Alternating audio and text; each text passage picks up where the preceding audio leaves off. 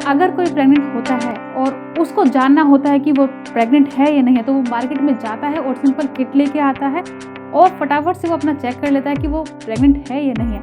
But दोस्तों, आपको नहीं लगता कि जितना ये इजी लग रहा है वो इतना इजी नहीं था? तो दोस्तों, इस किट का मार्केट में आना, इसमें भी बहुत बड़ी जंग लड़नी पड़ गई। आज हम यही जानने वाले हैं कि ऐसा क्या क्या हुआ था कि ये जो प्रेगनेंसी किट है वो मार्केट में आ चुकी थी। क्योंकि दोस्तों, इस किट का आना बहुत ही ज्यादा जरूरी था, क्योंकि इससे हम बहुत ही ज्यादा इजिली टेस्ट कर पाते हैं कि कोई प्रेग्नेंट है या नहीं है। चलिए दोस्तों, आगे बढ़ते हैं और समझते हैं जरा इस टॉपिक को। तो नमस्कार दोस्तों, मैं हूं वंदना और मेरे यूट्यूब चैनल का फिर से एक बार स्वागत है दोस्तों। जैसे कि मैंने आपको बताया कि आज हम बात करने वाले हैं प्रेगनेंसी किट के बारे में, कि वो कैसे डेवलप हुई और ऐसा क्या करना पड़ गया था कि ये जो प्रेगनेंसी किट है जो मार्केट में आ गई है। इस किट को मार्केट में लाना सबसे बड़ा जो इन्वेंशन था, तो ये था मार्गरेट क्रेन का। तो दोस्तों, इनका बहुत बड़ा कंट्रीब्यूशन रह चुका है, जिसकी वजह से जो किट है मार्केट में आई। बट दोस्तों, इससे पहले भी हमारी स्टोरीज रह चुके हैं जो कि बहुत ही ज्यादा इंटरेस्टिंग और हमें थोड़ा जानना चाहिए।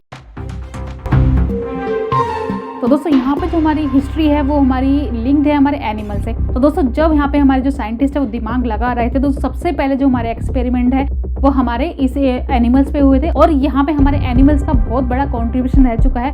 अगर उन पे ये एक्सपेरिमेंट ना होते तो आज ये जो किट है मार्केट में ये ना आती। तो अगर हम बात करें एनिमल्स की, तो यहाँ पे जो हमारे माइस है, रैबिट है, शिप है, इनका बहुत बड़ा कंट्रीब्यूशन रह चुका है और हमें इनको थैंक्स बोलना चाहिए कि इनकी वजह से ये जो किट है मार्केट में आ पाई। और दोस्तों, यहीं पे हम थोड़ा सा अपना स्टार्ट करते हैं कि हमारी जो हिस्ट्री है प्रेगनेंसी टेस्ट की वो कैसे बनी। दोस्तों, अगर हम बात करें सबसे पहले टेस्ट के बारे में, दोस्तों सबसे पहले जो हमारा टेस्ट AZ टेस्ट। तो दोस्तों, ये जो AZ टेस्ट है ये हमारे जो साइंटिस्ट है उनके नाम पे ही रखा गया है। यहाँ पे क्या करते थे, यहाँ पे जो यूरिन है फीमेल का वो माउथ में इंजेक्ट किया जाता था। दोस्तों, ये कैसे पता चलता था कि फीमेल प्रेग्नेंट है या नहीं है? वो जब पता चलता था जब जो माइस है उसमें वो यूरिन इंजेक्ट किया जाता था और उसके बाद कुछ दिनों को वेट किया जाता था। उसके बाद उसको डाइसेक्ट किया जाता, उसको मारा जाता था और उसके बाद उसकी जो ओवरी है उसको ऑब्जर्व किया जाता था।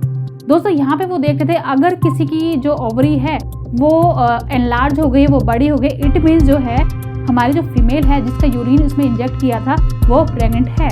अगर किसी माइस की ओवरी बड़ी नहीं होती, इसका मतलब जो फीमेल का जो यूरिन इंजेक्ट किया गया है वो प्रेग्नेंट नहीं है। तो दोस्तों, ये काफी अच्छा टेस्ट था, क्योंकि दोस्तों यहाँ पे हमें पता चल पा रहा था कि कोई प्रेग्नेंट है या नहीं है। तो दोस्तों, यहाँ पे हम इस टेस्ट के थोड़ा सा और डीप जाते हैं। तो दोस्तों, यहाँ पे थोड़े ड्रॉबैक्स भी हमें देखने को मिल गए थे। और दोस्तों, इसके ड्रॉबैक्स क्या थे? दोस्तों, यहाँ पे क्या था, एक तो एनिमल्स का यूज करना पड़ रहा था, ऊपर से यहाँ पे 5 डेज लग रहे थे। जो एनिमल्स को 3 बार यूरिन इंजेक्ट कराना होता था, 3 दिन के लिए कराना होता था, तो यहाँ पे टोटल 5 डेज लग रहे थे। तो बाकी ड्रॉबैक्स की बात करें तो यहाँ पे एनिमल्स 3 to 5 तो चाहिए होते थे और उन जो 5 एनिमल है उनको मारा जाता था। ये जो ड्रॉबैक्स है इनको इग्नोर भी नहीं किया जा सकता था, क्योंकि दोस्तों यहाँ पे एनिमल्स मारे जा रहे थे। और दोस्तों, इसी के दौरान क्या हुआ, यहाँ पे रैबिट ने अपना जगह ले ली, क्योंकि दोस्तों रैबिट है वो इजी टू हैंडल होते हैं। वहाँ पे जो इंजेक्ट वगैरह करना होता था वो इजी होता था अगर हम कंपैरिजन करते हैं माइस के। और दोस्तों, इसी की वजह से क्या होता था कि जो माइस पे जो ये टेस्ट है वो नहीं किया जाता था और ये जो टेस्ट है वो रैबिट पे किया जाता था।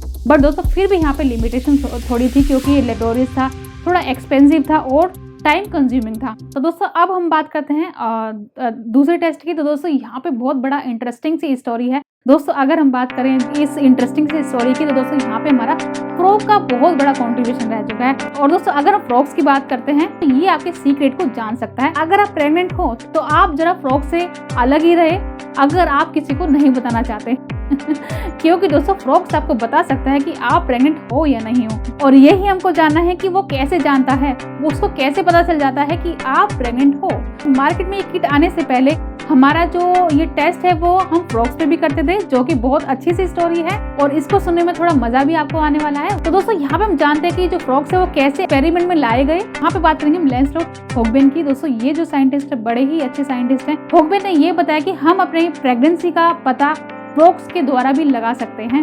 वो कैसे बताया? दोस्तों, ये जो होगबेन है वो फ्रॉग्स पे काम करते थे और पिट्यूटरी हार्मोन्स पे काम करते थे। तो दोस्तों, एक बार क्या होता है, वो फ्रॉग्स पे थोड़ा फोकस करते हैं, क्योंकि फ्रॉग्स पे ही काम करते हैं तो उनको ज्यादातर सारी चीजें पता होती है फ्रॉग से रिलेटेड। तो दोस्तों, एक बार क्या होता है, वो फ्रॉग्स को थोड़ा ऑब्जर्व कर रहे थे। तो दोस्तों, वहां पे थोड़ा उन्होंने ऑब्जर्व किया कि जब जो फ्रॉग्स हैं वो जब डार्क एनवायरनमेंट में रहते हैं तो उनकी जो स्किन है थोड़ी डार्क रहती है, और जब वो ऐसे एनवायरनमेंट में रहते हैं जैसे कि हमारा डे टाइम हो गया या फिर जो लाइट वाला एनवायरनमेंट है वहाँ पे रहते तो उसकी स्किन जो है वो फेयर होती है। तो दोस्तों, ये जो चीज थी वो होगबेन को बड़ी अट्रैक्ट कर रही थी और इसी की वजह से उन्होंने अनुमान लगाया कि शायद जो ये स्किन का कलर चेंज हो रहा है वो पिट्यूटरी हार्मोन से हो रहा है। तो उन्होंने क्या किया, फ्रॉग्स की जो पिट्यूटरी हार्मोन है वो रिमूव कर दी और उसके बाद देखा कि उसकी जो स्किन का जो कलर है वो चेंज हुआ है नहीं है। दोस्तों यहाँ पे बहुत अच्छी इन्होंने हाइपोथेसिस बताई थी, क्योंकि वो सच हो गई थी।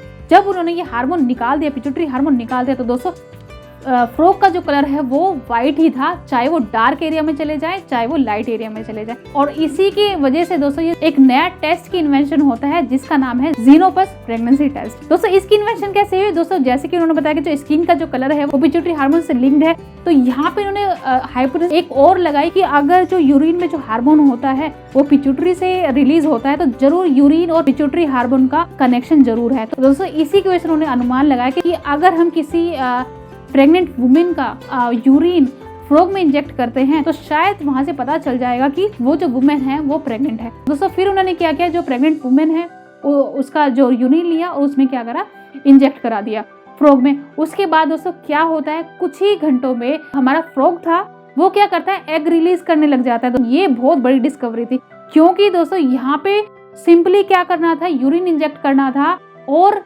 अगर उन्होंने एग रिलीज कर दी तो इट मीन्स यहाँ पे क्या साइन हो रहा था कि जिसका यूरिन लिया गया है वो प्रेग्नेंट है। तो दोस्तों इससे अच्छा टेस्ट तो हो ही नहीं सकता है उस टाइम में, क्योंकि दोस्तों उससे पहले एनिमल्स का यूज कर रहा था, उनको मारा जा रहा था।